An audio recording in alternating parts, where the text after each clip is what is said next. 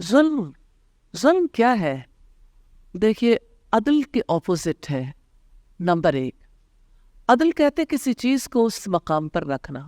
ان الشرک لظلم عظیم، سورہ لقمان میں. بے شک شرک سب سے بڑا ظلم ہے، کیونکہ اللہ کا حق ہے کہ مخلوق اس کی عبادت کرے، اس پر توکل کرے، اس سے امید باندھے اور اسی سے محبت کرے، اس کا خوف رکھے. اگر کوئی اللہ تعالیٰ سے زیادہ کسی کی طرف انکلائنڈ ہے یا اس کے برابر، تو یہ بہت بڑا ظلم ہے. شرک برابری کو ہی تو کہتے ہیں. پھر اسی طرح سے ظلم قیامت کے اندھیروں میں سے ایک اندھیرا ہے.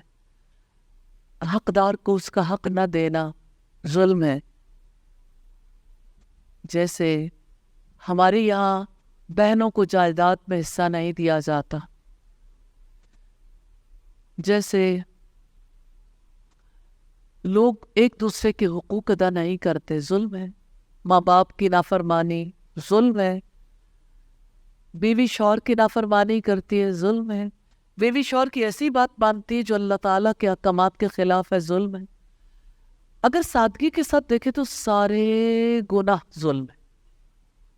تمام گناہ ظلم کی کیٹیگری میں آ جاتے ہیں، کم یا زیادہ. جیسے شرک ظلم ہے تو اللہ تعالیٰ کی ہر نافرمانی ظلم ہے. اللہ تعالیٰ نے جن کاموں سے روکا ان کو کرنا ظلم ہے. اس اعتبار سے گناہ کرنا ظلم ہے. اس مہینے میں اللہ تعالیٰ کی نافرمانی کے کاموں سے رکنا چاہیے، اور اس مہینے میں اللہ تعالیٰ کی عظمت کا خیال رکھنا چاہیے. اللہ تعالیٰ کے قرب کے کام کرنے چاہیے، یعنی نیکی کے کام.